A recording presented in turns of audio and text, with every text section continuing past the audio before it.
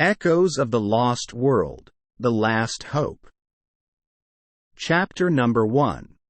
The New World. As Commander Jameson stepped out of the cryopod, he felt his muscles contract painfully. He gasped for breath, feeling disoriented and dizzy as he struggled to get his bearings. A flashing red warning light greeted him along with the sound of blaring alarms. Human bodies lay strewn about on the floor of the cryo bay. Some of them were eerily still, too cold and lifeless to awaken. Others twitched and thrashed about, desperately trying to come around. Jameson staggered forward, steadying himself on the nearest cryopod. His mind was racing, trying to make sense of what had happened while he was in stasis. The last thing he remembered was being selected for the mission. He was among a group of elite spacemen, destined to become the first pioneers on a new world, Earth 2.0. But something had gone horribly wrong. Jameson's suit beeped at him, reminding him to run a check on his vitals. He ignored it, instead moving to the nearest computer console. The screen flickered on, and he was met with a strange sight. Everything was different, changed. The planet outside the ship appeared barren, desolate, and almost inhospitable. Gone were the turquoise waters, the lush green vegetation, and the extraordinary fauna which they had been promised. In its place now was a dry, rocky wasteland that extended for miles into the horizon. Something had changed their trajectory. There was no doubt about it. Jameson and his people were not where they were supposed to have been. Jameson snatched up his EVA suit, still hearing the alarms blaring as he slipped it over his shoulders. He tried to keep his breathing even and steady as he moved through the chaos and pulled on his helmet. The ground vibrated beneath him as the ship settled into an uneasy silence. He had to find out how many of his people had survived this unforeseen crash. He had to find a way to explore the new world that had revealed itself. As Jameson slipped through the hatch door and stepped onto the rocky terrain outside, he knew it was going to be a daunting challenge unlike any ever seen. The glare of the unfamiliar sun beat down on him as he took his first steps on the mysterious new world. Jameson felt a swell of fear in his chest, wondering if all of humanity's dreams of exploring new worlds had just been shattered forever. Chapter number 2. Into the unknown. Jameson had been exploring the new world for what felt like hours, constantly vigilant for any signs of other survivors. After checking his communication device, he realized that he wasn't the only one who had survived the crash. He had managed to establish tenuous contact with a small pocket of survivors who had found themselves stranded in another part of the planet. As Jameson hiked over one of the planet's craggy vistas, the sun began to dip below the horizon. He was determined to make as much headway as possible before calling it a night. The prospect of being caught out here in the open, in the dark and away from the safety of the ship, was not a fate he wanted to entertain. After what seemed like miles of barren landscapes, he finally came across something that broke up the monotony of the rocky terrain. A dark crevasse, invisible by torchlight, was cut across what appeared to be an ancient and forbidding hill. It looked like as good a place to rest as any, so he approached it cautiously. As he got close enough to touch the stone, his suit's sensor started flashing, warning him that the area was of significant danger. He ignored it, his scientific mind urging him to uncover whatever secrets lay beneath the surface. With hesitancy, he began to descend the crevasse, shimmying down a rope he had brought from the ship. As he inched closer to the underground cavern, Jameson felt a growing sense of unease. Something wasn't right.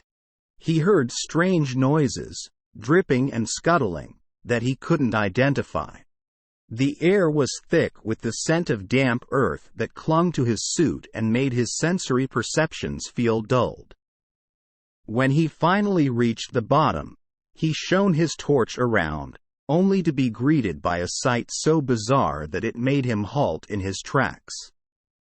In the center of the cavern was a slow-moving river made of some luminescent green goo. He had never seen anything like it before. The walls of the cavern were decorated with cave paintings, depicting strange figures and images that were way beyond his interpretation. Jameson's scientific curiosity got the better of him as he dipped a stick into the goo and ran it under the scanner on his suit.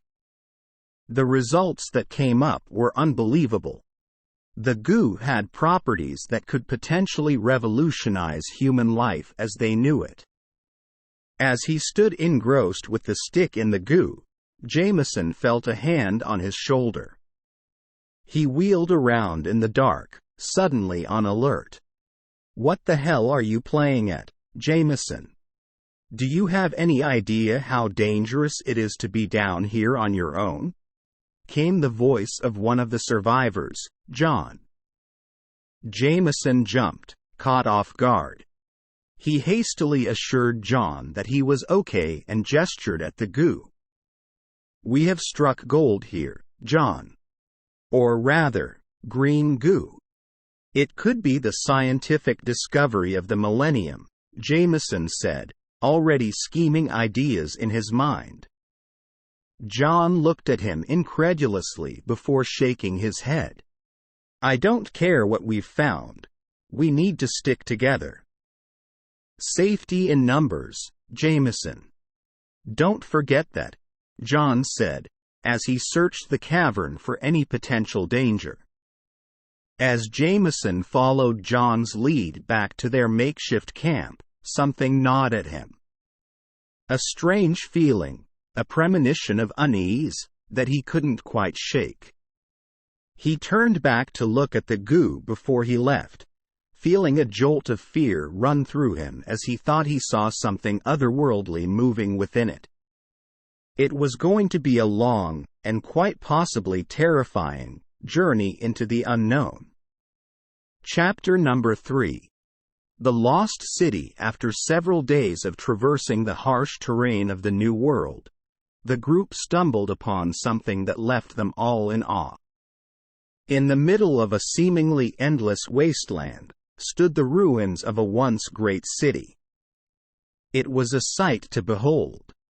Towering spires and sprawling buildings stretched up and out as far as the eye could see. Jameson was dumbfounded as he gazed upon it. This was a city that had been built to house millions of people. As the group explored the ruins, they noticed something strange. Despite the years that had passed since the city had been abandoned, there was no sign of erosion or decay. The buildings looked like they had been built yesterday. Jameson knew that this was an incredible scientific discovery. He was energized by the prospect of learning more about the ancient civilization that had once called this place home. But the group didn't get very far into exploration before they realized they were not alone in the city. The sound of footsteps echoed through the streets, and the group quickly ducked into an alleyway. They watched in watchful silence as a group of human-looking figures walked past. They appeared to be soldiers, moving with precision and determination. Jameson and his companions knew that they had stumbled into something dangerous. But they could not resist the lure of discovering something new, especially after seeing the potential in the green goo. They snuck into one of the abandoned buildings and quickly set up a makeshift lab. Jameson and his team worked determinedly, analyzing every inch of the city, every nook and cranny for any clues that the ancient city might yield.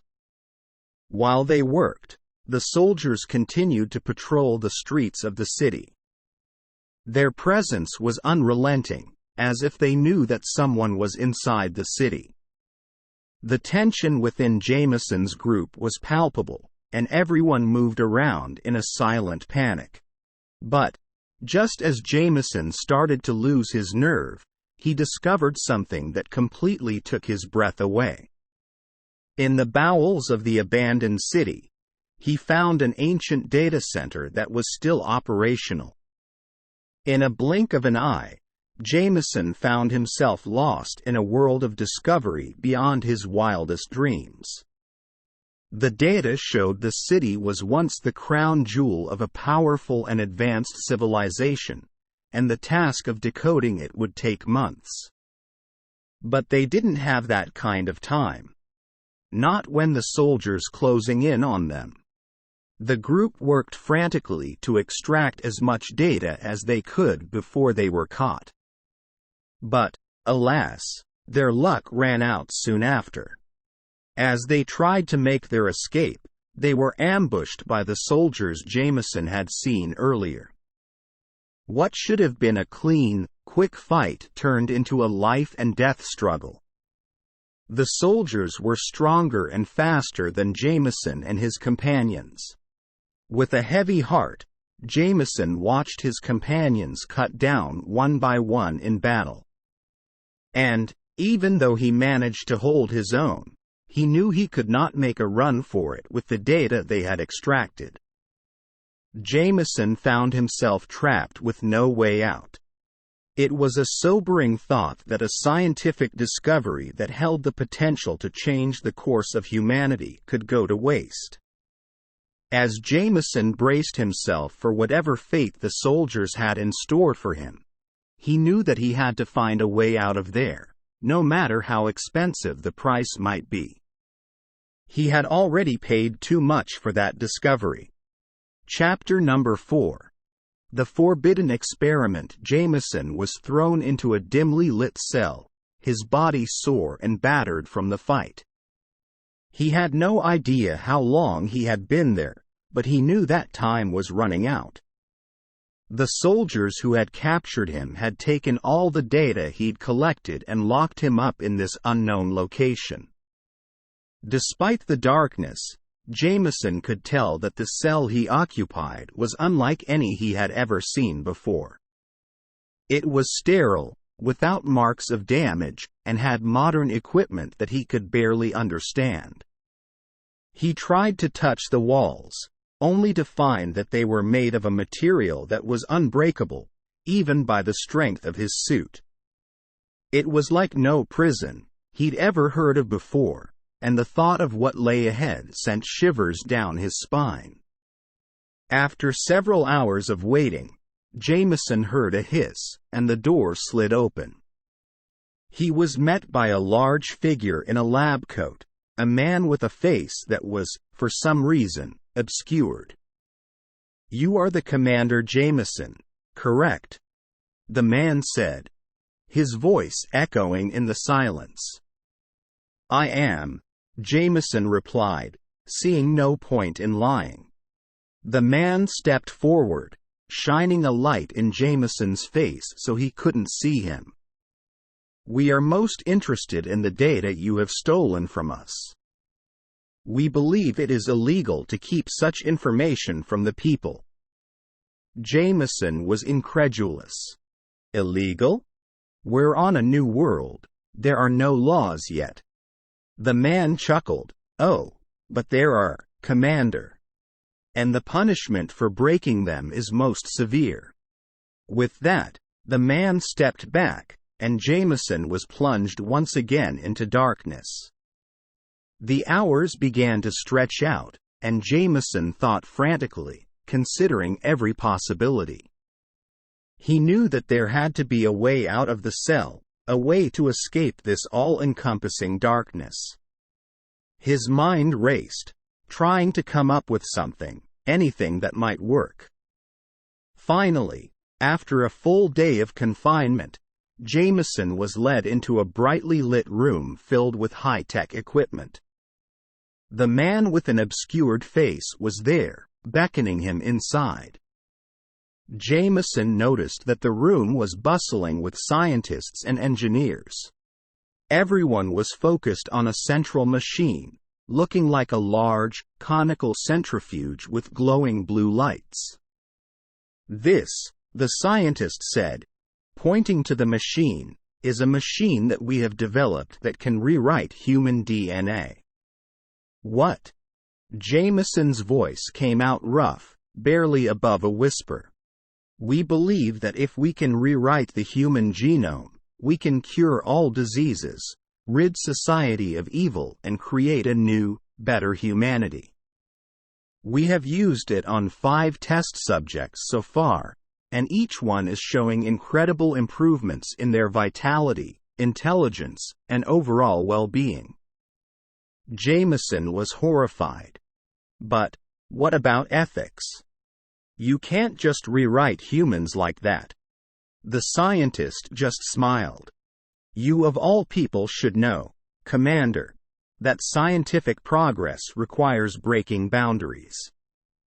And after all, aren't you the man who stole the secrets of a lost civilization? You have no right to lecture us on ethics." This was madness, madness he had never expected to encounter on this new world. Jameson knew he had to stop this, to prevent the scientists from inflicting this horror on anyone else. With a fierce determination, Jameson formulated his plan.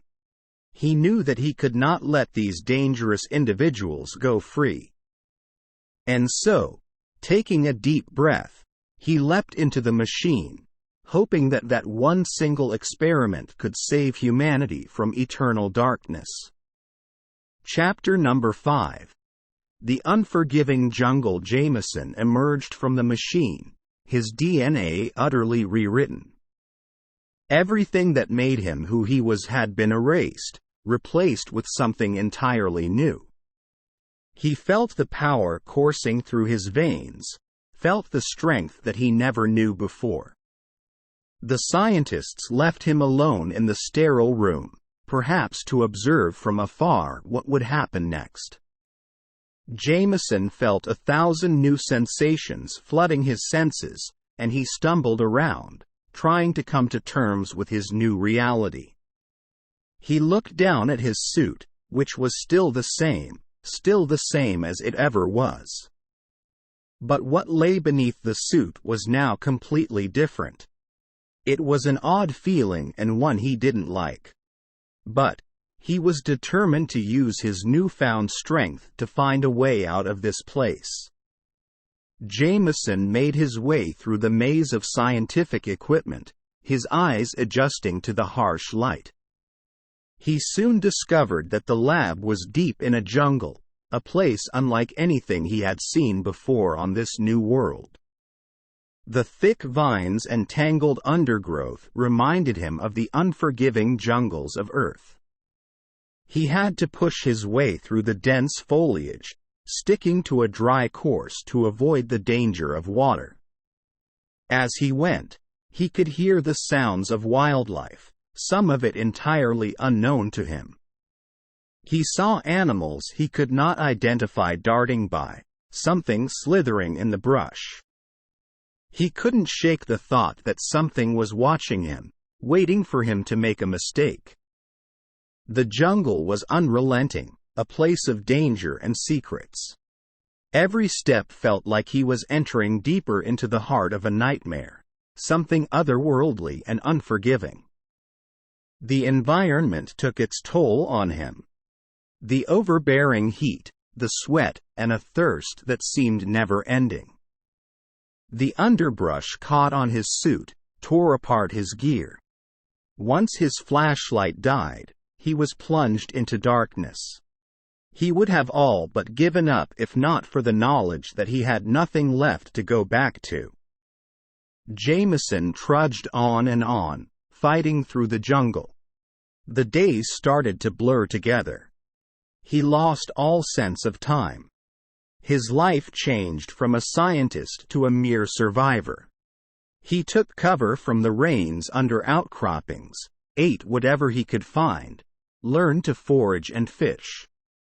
He hardened himself, both mentally and physically. He would not give up, no matter what. Finally, after what seemed like an eternity, he found himself standing on the edge of the jungle, looking out at the vast expanse of desert. It was a breathtaking sight, and Jameson found himself falling to his knees, exhausted but elated. But there was no time for rest, no time to luxuriate in his victory. There was still work to be done. He had to make it back to the survivors who were waiting for him, who depended on him.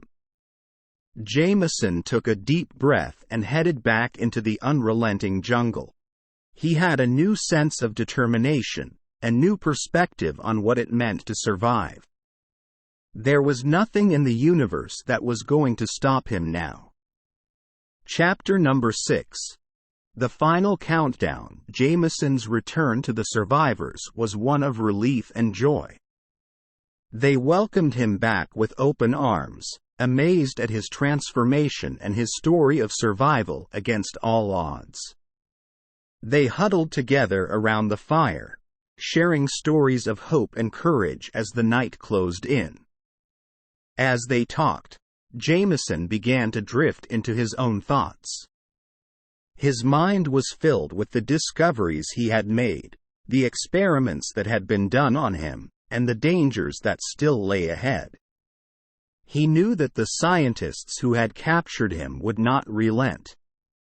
They were too dangerous, too convinced that their experiments were worth any cost. Jameson was sure that they would keep hunting him and his companions, no matter how many lives they had to destroy along the way. As the sun rose on the new world, Jameson knew that the final countdown was about to begin.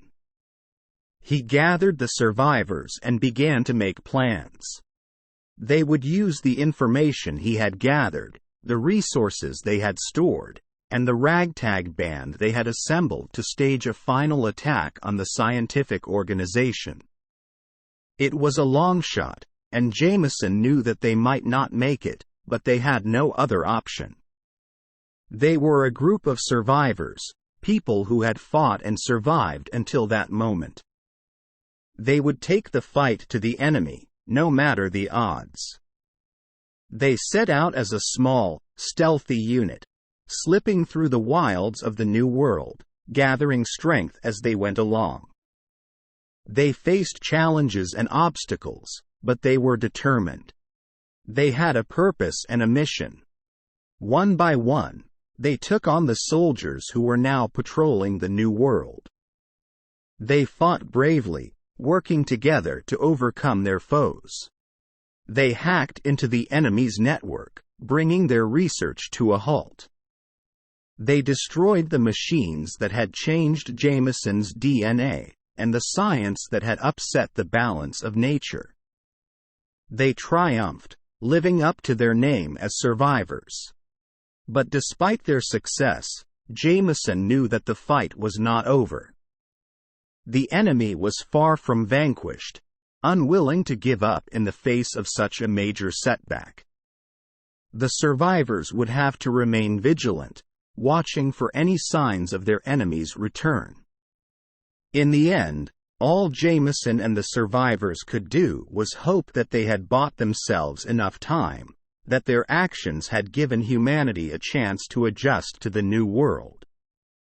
They looked out at the deep, blue sky that stretched out forever beyond the horizon, and breathed a sigh of relief.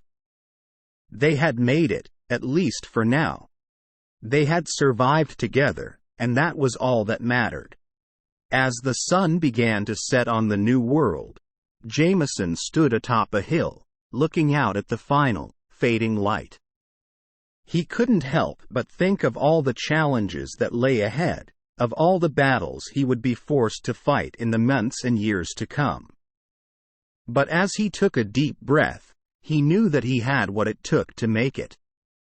He was a survivor, and he would do whatever it took to keep himself and those he cared about safe. Chapter number 7. The last hope. It had been months since Jameson and the survivors had defeated the scientific organization. The world had changed, but the group had managed to survive, even thrive, in this new reality. They had rebuilt their base, expanded their resources, and learned to live off the land.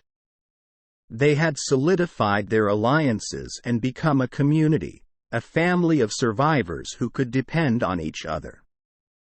But there was still one thing that weighed heavily on Jameson's mind, the warning he had received from the long-dead civilization. He couldn't shake the feeling that there was something else out there, something dangerous, waiting to destroy humanity once and for all. He spent time in the base's makeshift lab, analyzing data and specimens he had gathered. But he was always thinking of the danger that lurked beyond their borders, just waiting for an opportunity to strike. Then, one day, it happened. A group of strangers arrived at their base, seeking refuge from an unknown enemy. They were fleeing from a force that had wiped out everything they ever knew, a force that had destroyed their homes, their lives, and their dreams. Jameson and the other survivors listened intently as the newcomers shared their stories of despair and loss. The enemy they described was unlike anything they had encountered before, a massive force that came seemingly out of nowhere, destroying everything in its path. As he listened, Jameson began to feel the weight of the responsibility resting on his shoulders. He was a scientist, a leader, and a survivor. He knew that he was responsible for the safety and well-being of those around him. But he was also something else. He was the last hope of humanity. He knew that he couldn't let these people die. He knew that he had to do something, to find a way to stop the danger and save as many lives as he could. And so, Jameson began to plan. He gathered the survivors, both old and new, and briefed them on the situation. They all agreed. They would make contact with the enemy's forces and try to learn more about them. Over the next few days, they worked tirelessly to put together a plan. They set up a communication network, gathered resources and weapons, and prepared themselves for what lay ahead. And finally, the day arrived. Jameson and his team left the safety of their base, headed into the unknown. They traveled for days through harsh terrain, scouted out the danger spots, and pushed themselves to the limit. But as they drew closer to the heart of the danger, Jameson felt a sense of purpose that he had never felt before. He knew that he was doing what he was supposed to be doing, protecting humanity and using his skills as a scientist and a human to find a way to fight back. Finally, they came upon the enemy forces, a massive swarm of creatures that stretched out as far as the eye could see.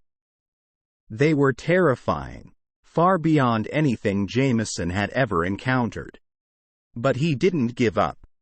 He stood tall and faced them head-on, using his knowledge and courage to rally his team.